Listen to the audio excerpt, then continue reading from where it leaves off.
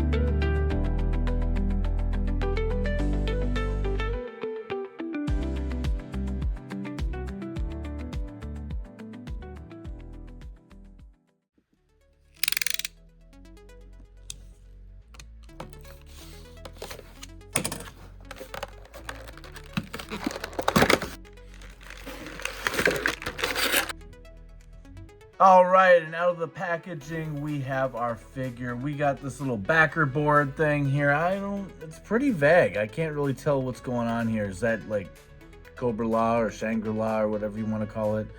Can't really tell. We'll put that aside for now. Let's look at the accessories.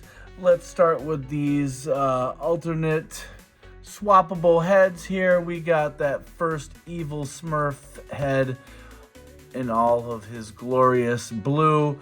He's got that big scar across the forehead that goes across his brow and down, almost hitting his eyeball and into the cheek. Looking pretty good. Kind of reminds me of the those big dudes from like Prometheus, except he's got the pointy Spock ears. Nice chrome dome. Pretty nice looking there. Let's look at the big old grinning face. Looking psycho indeed. No scar. So lots of good options here. You know, you can do two different helmets, no helmet. You got this thing. It's like a, you know, in case he's got to fill up. That's the gas cap there. We got the helmet heads, which this is the standard one, which, you know, if I had 10 of these, I think 8 or 9 of them would have this helmet on, just because it's more true to the source material of that movie, G.I. Joe, Sunbow. Like the blue kind of honeycomb patterned eyes. Got that red, got the little antenna there. the breathing apparatus. And then we got this one, which I think is probably like somebody higher up on the hierarchy. We got some big old bone, like rhino horn looking thing. So maybe it's like a captain. We got these things pointing out the side. Kind of nice little paint there though. We got like kind of a dark like black wash. Gives it kind of that bone look. I like it. So pretty much the same. We just got some protruding like almost like doomsday style bones sticking out. We do have these shoulder pads. So we got swappable shoulder pads. We got these big dogs here. Apparently all their weapons and their armor derives from like these like insect guardians. So they don't all come from snakes, they also come from insects apparently.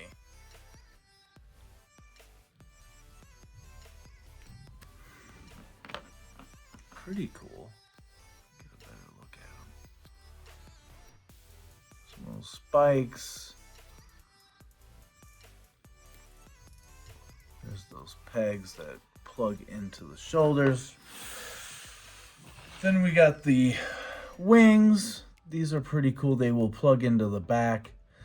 This side here, you kind of got the veins or whatever, those same bones that kind of go up into the wings.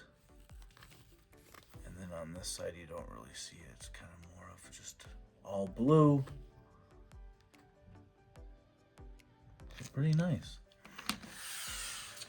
He does have this gun. He does have a holster there. Not really that cool of a gun, but you know, it's kind of different, I guess. You do have that big hole for the blast effects. Got the little trigger in there.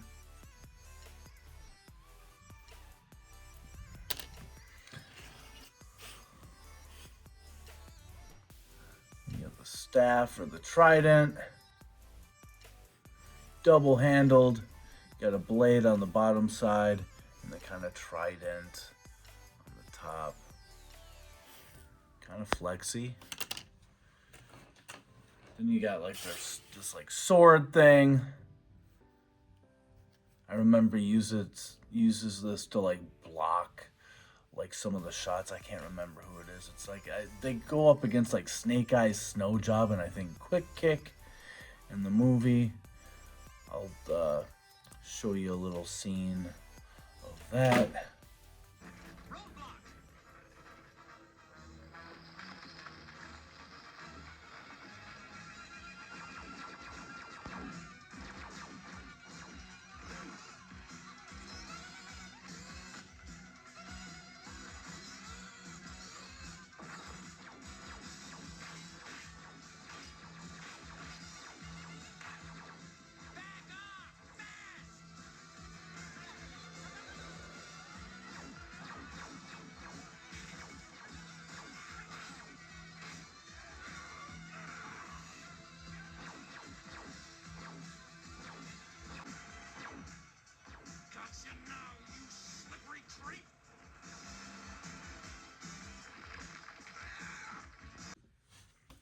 So you got a bunch, like almost like a serrated type blade on this side, a little bit more over here. And then you got a little blade down here underneath the handle. Got some little dings and little flaws in there. I don't know what's going on here and here.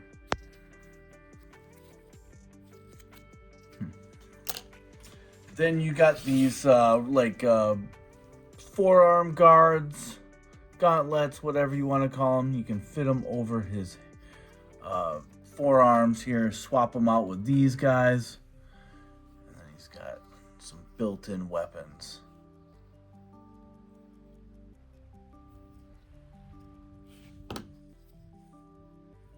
Spikes everywhere.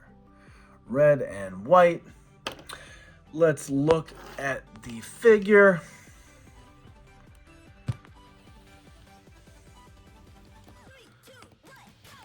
think we can get him to do the Exorcist. He better. Oh yes. We do have the movement ball joint at the top of the torso as well as at the top of the neck, but it's not too much movement there because of this collar. Kind of hinders it. But he does look down about like that. Looks up about like that. If you're going to want to get that full range or get him looking up in the sky or down at his feet, you're probably going to have to use the diaphragm swivel and pivot. And then you got the waist swivel, and it pivots a little bit too. It's a little bit stiff. Shoulders go up like that. They can go round and round, at least with these shoulder pads. You got that bicep cut. Double jointed, lost the shoulder pad. Double jointed elbows. And then of course we got the twist on the wrist. And we do have that pivot right here at the palm. But again, hindered because of the forearm guards. Sorry, I'm trying to get this plug back in here. So these shoulder pads are basically what keep in the soft goods cape. And then you got multiple holes in the back there. You got one in the middle, I guess, for a backpack, and then the two over here. 1, 2. I believe that's where the wings will pop in. And we got our hips. Pretty good splits there. We do have that thigh cut, which is kind of covered up by this thigh guard. Pretty cool. Double jointed knees.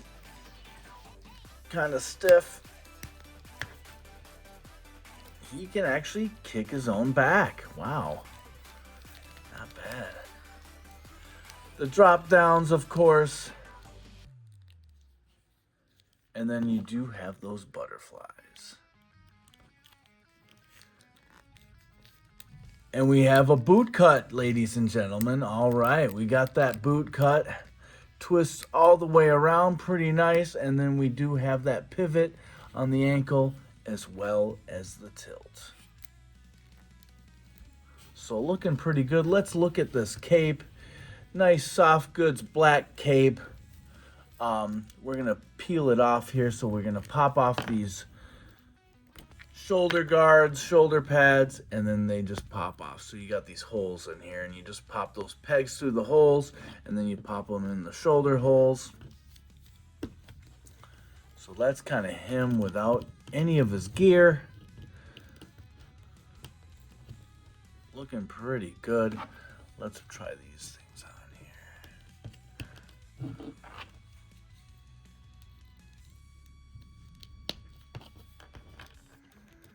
That's looking pretty sick. So lots of options here. You know, you get like 5 or 6 of these guys, you could probably make every one of them look different. I mean, maybe even more, you know. Swap the helmets, get the blue Smurfy faces on. You know, give them wings, no wings, cape, no cape. You can switch up the forearm guards. Pretty awesome figure. And he's a big, big boy, you know. He's probably bigger than most of the Joes, with the exceptions of like Sergeant Slaughter, Big Lob, maybe Roadblock, maybe Gung Ho. I don't know. Who else is kind of big? I think that's about it. Yeah. So, yeah, nice looking figure. Let's get this guy geared up and into some different duds. Just give him a different look and play around with some poses. And check him out. Well, let's look at the back side here. Very nice indeed. All right, here we got our COBRA-LA Royal Guard in all of his glory. Before we kind of were showing him in his kind of most basic form, here I went all out and got pretty much everything. So we got that like Captain Royal Guard head with the big bones sticking out. We got his trident, we got his sword, we got one of the forearm guards with the little weaponry at the end. We got one of the other ones. We got the big shoulder pads. You could potentially put on a big shoulder pad on one side and then the smaller shoulder pad on the other one, if you're into that kind of thing. I have the wings and the cape on. It doesn't really work, but you know, you can pretty much do anything. Lots and lots of options for this guy. So really cool figure. Just to kind of get into the history of these guys and COBRA-LA. COBRA-LA was named after Shangri-La, which is based on a novel called Lost Horizon by James Hilton. It's a good book. Shangri-La is located in the Himalayas, much like COBRA-LA. You know, they go into the backstory where Globulus is talking about it, and you see like Cobra Commander and how he gets the spores all over him, and they're up in the Himalayas, up in this like paradise. But something happens, and they have to run and hide and like go underground in this like dome, and they bring back that dome and say everyone's gonna like be affected by the spores, except for the people that are under that dome. And you know, it's up to Globulus and his henchmen and the Cobra army to figure out who's gonna be the lucky ones, you know. And it's, you know, lo and behold, it's gonna only be them. Alright, so I busted out a second COBRA-LA Royal Guard, so I bought 3. I might buy a few more, maybe, we'll see. I mean, I don't need like 20, 25 of these guys, unlike some people, wink wink. But, yeah, pretty cool figures. I got like one with the cape, one with the wings. They got different weaponry. I got one guy holding the gun. Just a little bit of a fair warning here, guys. Another warning. But I took the cape off the first guy that I had, and this happened. So just be careful. You know, it's being held on by like a ball peg that's being held into the shoulder. So if you tug on it, you might get a little tear. It's not too bad. It looks probably worse on camera, but it's stretchy, it's flexy. But if you tug too hard, I don't know, something happened. But also, there's a lot of jagged, kind of sharp pieces, especially on the shoulder guards here. So that could have had something to do with it. So just be kind of cautious when you're handling these capes with all this armor, because you know he's got like all these little pointy spots and stuff. Also with these wings, there's not really any articulation on the wings, and they will rub on the shoulder guards or the shoulder pads.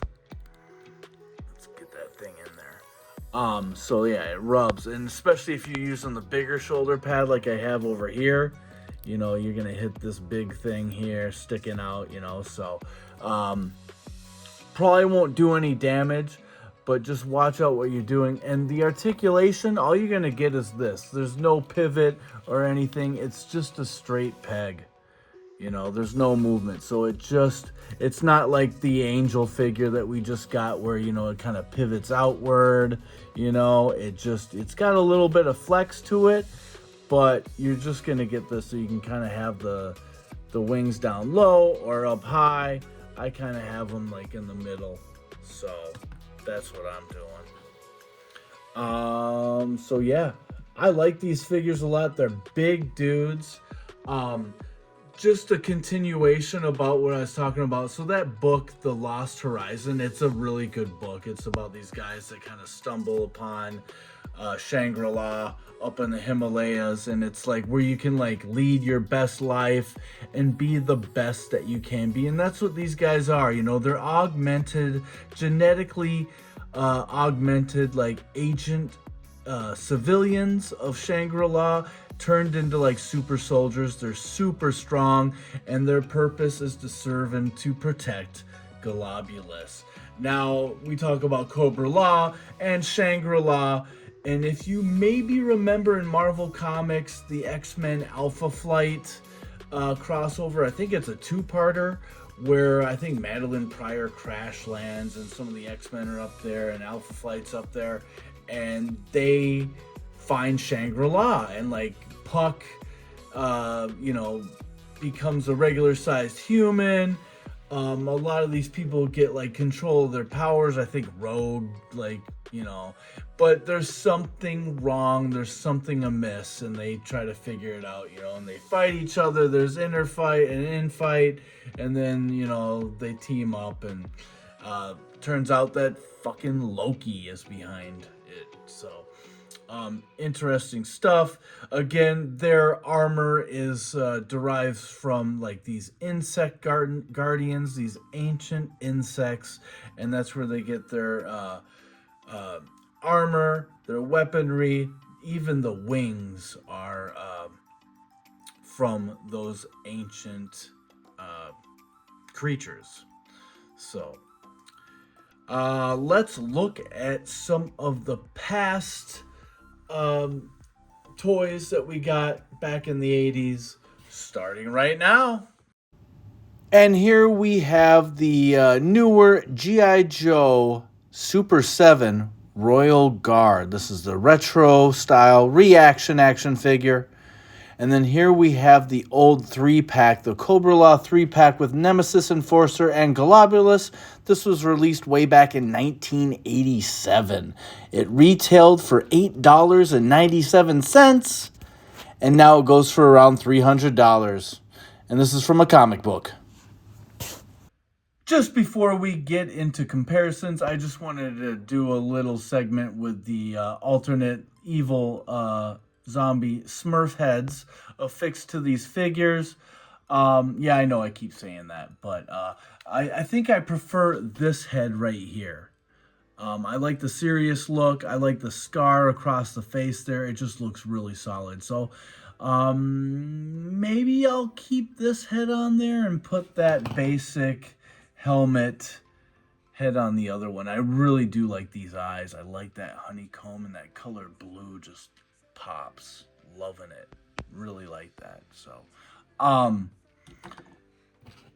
don't know. This one's okay with the big grin. It looks like the evil Smurf. Do you guys remember that episode of the Saturday morning 80s cartoon The Smurfs, where there was an episode where they, I think Gargamel conjured up some spell that turned the Smurfs evil, and they'd actually go around biting other Smurfs on their butt, right on their booties, and then they would turn into these evil zombie Smurfs. It was totally like a zombie story, but kind of an awkward story, kind of weird. So, I don't know why I brought that up, but yeah, just way to scare the living fuck out of children, Peo. Way to go. Otherwise, I do think that they do look like those, what were they called? Like the engineers from Prometheus. I mean, if you guys don't see that, you guys are tripping. But I don't know if we've ever seen what they look like underneath the helmets, whether in comics or in another cartoon. If they've ever showed what's underneath the helmet before, please let me know in the comments. Let's measure up these guys real quick, see how tall they are. I'm guessing a little over 6 inches, and yes, just over 6¼ inches. Yep, just over 6¼ So yeah, solid figures. I'm probably gonna give them like an 8. They're big, they're beefy, they look good. You get so many accessories. So yeah, I dig them. Let's get into some comparisons right now. Alrighty, and here we have our Royal Guards next to some of the guys that they fight in that previous video that I showed earlier. We got Snake Eyes, Quick Kick, and Snow Job, and these Royal Guards make quick work of these guys. Even Quick Kick, he takes a big old karate kick, and one of these guards just stops it, blocks it with one hand, and then just flings them into the wall. No problem. These guys are all roided up. They're huge. I think you see Dusty and Shipwreck in there too. Roadblock gets thwarted by Nemesis Enforcer. So, yeah. These guys are tough. And here we have some other Joes that make their first appearances in that movie. We got Falcon, who of course was voiced by none other than Don Johnson. We got that updated face that came with the figure of the 2-pack. Much better, big improvement there. Thank you, Hasbro Joe team. Then we got Big Lob, which I think is a front runner for G.I. Joe Classified of the Year. So far, I haven't really seen much that can give him a fight, but these guys might be in the race. We will see about that. We, of course, got that Sergeant Slaughter, the original one, Tunnel Rat, and, of course, we got Jinx. So, good group of Joes. Chuckles, and I think Law and Order were part of this group. I do have them. Chuckles is put away somewhere. I might bust them out one of these days, but I still got to do the review for Law and Order. Should be coming up not too far in the future, so. All right, last but not least, we have our COBRA-LA Royal Guards next to the rest of their COBRA-LA allies, or citizens, I should say. That sounds a little soft, but so starting over here on the left, we got Pythona. Awesome figure. I think I gave her my action figure of the year for 2025. Just super nice. Love the sculpting here. She's got nice tatas. Great accessories. The soft goods cape with the little tears and rips down at the bottom. Really nice. Got the hood up there. Just perfect. Beautiful figure. I think she was in the running against like that Brian Pillman, the Monday Night War Elite one. I'm just a Pillman mark, so he could have gotten it, but I gave it to her. I kind of ignored my biases, so yeah, Pythona is a dope figure. So if you can, pick her up. Then we have this big boy here, the leader, Serpentor, and he's a big badass motherfucker standing in front of his throne. Big boy, but not as big as this guy. And this is Nemesis Immortal. I like to call him Nemesis Enforcer. So he is, I think, the biggest classified figure that we've gotten so far. Maybe it's Road Pig, I'm not sure. Serpentor's up there, but decent figure. I would like to get a redo. I mean, if we ever were to get like a retro carded one, that would be okay. I'd prefer to get like angel wings or like just something more simple, you know, that resembles the cartoon a little bit more instead of these kind of mutated bat wings. You know, they're not bad, but they kind of take up a lot of room, and you know, that's it. So with that being said, there's our COBRA-LA group. Hopefully we're getting Globulus soon. I hope in 2026 we do see a Globulus. But yeah, so we're doing 8 out of 10.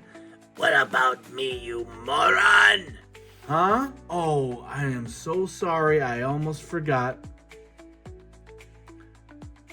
We got that Cobra Commander via Big Bad Gridiron Studios. The spy, or the agent, the enemy, came with this hood. I'm leaving him in his suit, his fucking Trump suit with the red tie and the blue suit. He should have a bigger gut though. So Cobra Commander's in a little bit better shape. He's chilling, minding his business, counting his money, drinking a Coca-Cola. Oh yeah, he's having a good time. So there you have it, guys. I hope you really enjoyed this review. I certainly did. Again, 8 out of 10 for these two guys, or these guys. Definitely recommend picking them up. They are fun. Again, be careful with the cape. Yeah, super fun. I'm very happy with these figures. No problem whatsoever. Lots of accessories. Articulation is great. Everything looks good. I love the swappable parts, you know, heads, weaponry, shoulder pads, the forearm guards, everything's awesome. Really enjoyed it. So I love doing this review. Hopefully you liked it too. Stay tuned, guys. What is coming up next? I don't know, but we'll get back to you. All right, guys.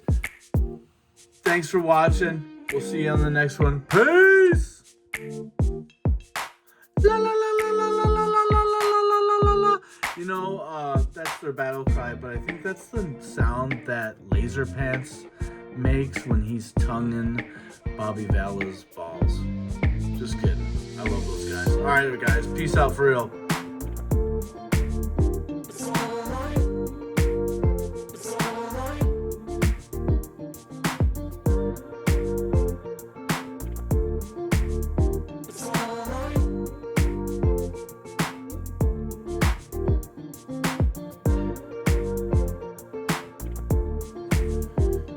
That is the COBRA-LA group right there.